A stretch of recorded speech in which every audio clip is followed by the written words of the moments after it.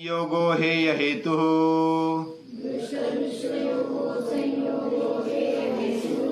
प्रकाश क्रिया स्थितिशीलम भूतेन्द्रियात्मकम भोगापवर्गार्थम दृश्यम भोगापवर्गार्थम दृश्यम।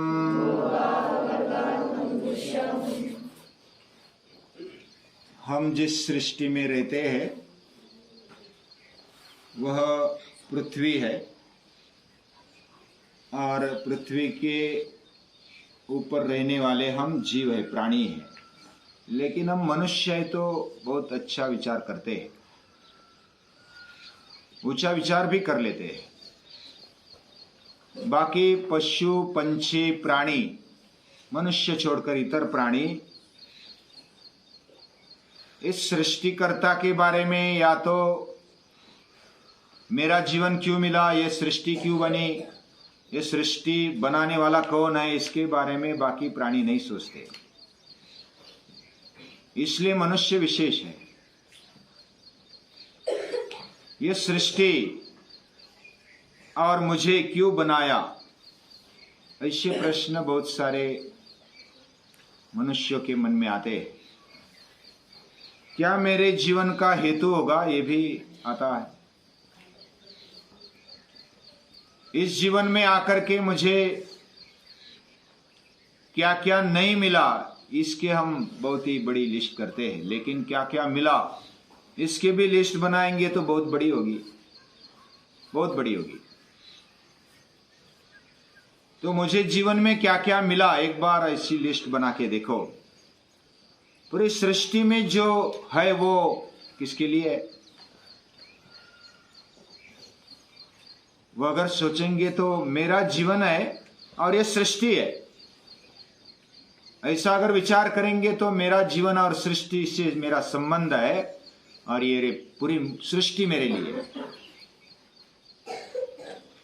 और सृष्टि कैसी है, जैसा पिछले सूत्र में हमने देखा, दृष्टा कौन है और दृश्य कौन है, और इनके संयोग से ये दुख निर्माण होता है, सुख दुख। लेकिन सुख दुख को दोनों को विवेकी दुख ही मानते हैं। अब इस सविस्तर दृश्य क्या है, इसकी व्याख्या महर्षि पतंजलि करते हैं।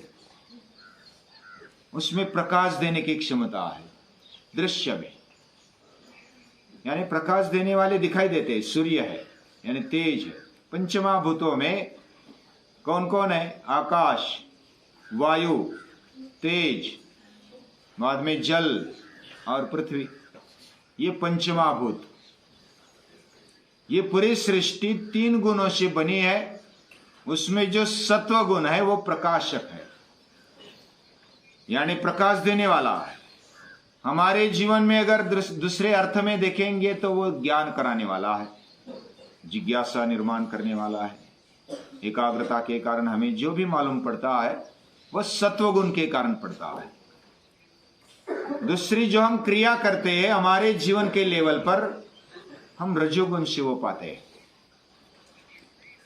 रजोगुण हमें क्रिया या तो कर्म करने का वह बल देता है, प्रेरणा देता है। और जो स्थिति बनती है, हम नींद लेते हैं या तो वैसे ही बने रहते हैं, तो वह तमोगुण का परिणाम है। ये सभी सृष्टि प्रकाश क्रिया स्थितिशीलम, यानी कि ज्ञान कराने वाली, स्थिति रखने वाली और क्रिया कराने वाली, ऐसी ये सृष्टि है, प्रकृति है, स्वभाव वाली। वो भूतेन्द्रियात्मकम है। भूत यानी हमें ऐसा लगता है कि रात में जो आएगा और काला काला होगा, बड़े बाल, ऐसा भूत नहीं। भूत यानी पंचमहाभूत हमने देखे, पृथ्वी, आप, तेज, वायु और आकाश। और भूत में और भी है, पंच तन्मात्रा भी है। कौन सी है, शब्द स्पर्श रूप रस गंध। पंच ज्ञानेन्द्रिय पंच कर्मेंद्रिय भी भूत में ही आते। कर्मेंद्रिय और ज्ञानेन्द्रिय हमें मालूम है। ये सब भूत यानी निर्माण हो गए, भू यानी होना, टू बी, और भूतेन्द्रियात्मकम, ये इंद्रिय, भूत और इंद्रिय इसका स्वरूप है। और भोगापवर्गार्थम, इसका प्रयोजन क्या है? ये जो सृष्टि दिखती है, सृष्टि में हमारा शरीर भी आ गया, पूरी सृष्टि आ गई पंचमहाभूतों के साथ, और हमारे शरीर में रहने वाले इंद्रिय भूतेन्द्रियात्मकम, और उसमें रहने वाली मन बुद्धि चित्त अहंकार भी आ गया। ये भी सृष्टि का ही, जड़ का ही एक रूप है, वह सूक्ष्म है हालांकि, और उससे हमें भोग मिलते हैं। हम आंखों से देखते हैं तो मजा आता है, सृष्टि हरी हरी सृष्टि देखते हैं, कानों से सुनते संगीत, पशु पंछियों की आवाज, स्वाद से, जिह्वा से हम स्वाद चखते हैं, फूल फल, मीठे फल खाते, स्वाद लेते भोजन का, गंध लेते पृथ्वी का, अलग अलग फूलों का, और हम स्पर्श कर पाते हैं, बहुत अच्छी अच्छी चीजों का स्पर्श कर पाते हैं, एक दूसरे का स्पर्श कर पाते हैं। ये हमें मिला हुआ भोग है। अलग अलग प्रकार से भोग मिलता है, किसी से सुख मिलता है, किसी से दुख भी मिलता है, वो भी भोग है। और दूसरी एक बात है, आश्चर्यकारक ऐसी बात है कि यह सृष्टि हमें परिणाम देती है या तो उसका अनुभव देती है। यानी आंखों से हमने देखा, केवल देखा इतने तक बात नहीं बन जाती। देखने के बाद हमें कुछ ज्ञान होता है, कुछ अनुभव आता है, कुछ स्मृति रहती है, और उस अनुभव से हम समृद्ध बनते हैं, हम कुछ सीखते हैं, हमारे जीवन में कुछ बदलाव आते हैं। और जब कुछ गलत बातों को हम अनुभव करते हैं तो उससे सीखते हैं कि यह नहीं करना चाहिए। जो अच्छी बातों का अनुभव करते हैं तो ऐसा लगता है कि ये बार बार करनी चाहिए। हम अपने अनुभव से ज्यादा सीखते हैं। स्कूलों में भी या तो किधर भी अगर जाते हैं तो अनुभव से ज्यादा सीखते हैं। कोई बताता है तो हमें अच्छा नहीं लगता, कोई बताता है सूर्य नमस्कार करो, सुबह उठो, तो पहले पहले अच्छा नहीं लगता, ये क्या बोल रहे हैं अन्ना। सुबह उठाते हैं, नमस्कार करवाते हैं, दंड बैठक करवाते हैं, तो पहले पहले दूसरों का सुनना अच्छा नहीं लगता, किसी को भी नहीं लगता, छोटे बच्चों को भी नहीं, बड़े को भी नहीं अच्छा लगता। वो खुद का सुनना चाहता है। खुद का सुनना क्यों चाहता है? क्योंकि उसको खुद का सुनने में मजा आता है, वो अनुभवजन्य होता है। अगर ऐसा बोल दिया गया कि पांव उठाकर चलना चलते समय, लेकिन हम चलते नहीं, जब ठोकर लगती है ना, पांव में ठोकर लग गई, पत्थर लग गया, फिर खून आ जाता है। फिर बोलते हैं कि बुजुर्ग जो बोलते थे, माँ बाप जो बोलते थे पांव उठाकर चलना, फिर पता चलता है कि पांव उठाकर क्यों चलना। वो अनुभव आता है, अनुभव आने पर पता चलता है कि अरे ये कह रहे सही कह रहे। तो अनुभव सबसे बड़ा गुरु है। और सबसे बड़ी पाठशाला कौन सी है? ये सृष्टि है, पाठ पक्का करने वाली शाला। ये निसर्ग, ये सृष्टि, ये प्रकृति, ये तीन गुणात्मक है, भूतेन्द्रियात्मकम है, इंद्रिय और पूरा शरीर हमें मिला है, ये पूरे पंचमहाभूत मिले हैं, और उससे हमें अनुभव मिलता है। और अनुभव के कारण कभी भोग मिलता है, कभी भोग से हमें सीख मिलती है, सुख दुख से सीख मिलती है। अनुभव मिलने के बाद हमें पता चलता है कि अरे हम कुछ अलग हैं।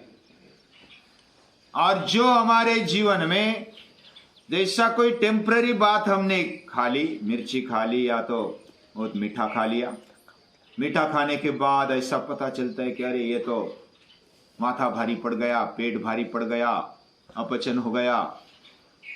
फिर उससे सीख लेते हैं कि ये मीठा होने पर भी ज्यादा नहीं खाना चाहिए। और अलग अलग जो हमें अनुभव आते हैं उस पर से हम सीख लेते हैं कि ये करना चाहिए, ये नहीं करना चाहिए, और जो नहीं करना चाहिए, जो छोड़ना चाहिए, वो भी अनुभव आते हैं। कहाँ बैलेंस रखना है, कहाँ संतुलन रखना है, ये भी पता चलता है। और वही अपवर्ग है। अपवर्ग यानी हमारी भाषा में मुक्ति। हमें ये छोड़ना चाहिए, हमें परतंत्रता छोड़नी चाहिए, ऐसा लगता है, अनुभव आता है। और स्वतंत्रता, स्व का तंत्र हमारे जीवन में चलना चाहिए। स्व का तंत्र यानी मन का तंत्र नहीं। मेरा स्व कौन है और वही दृष्टा है। दृश्य क्या है ये आज हमने देखा, यानी दृश्य यानी ये सृष्टि वह त्रिगुणात्मक है, सत्व रज तम। बार बार रिपीट इसलिए कर रहे कि हमारे मन में वो घुस जाए, अंतःकरण में घुस जाए कि ये सृष्टि क्या है। वो पंचमहाभूतों से, इंद्रियों से बनी है और वो भोग देने वाली है और अपवर्ग देने वाली है। और इसलिए आश्चर्यकारक है, हमें जो जीवन मिला बहुत ही अमूल्य है, उसका मूल्य नहीं हो सकता। हमें जो मिला है शरीर और इंद्रिय, ये जो जीवन मिला पूरा, उसमें अंतःकरण मिला और इन सभी में आत्मशक्ति रहती है और इसलिए वो व्यक्त हो पाती है। हमें अगर खुद को समझना है, जीवन विकास करना है, तो इस शरीर में आना पड़ेगा, मनुष्य जीवन में।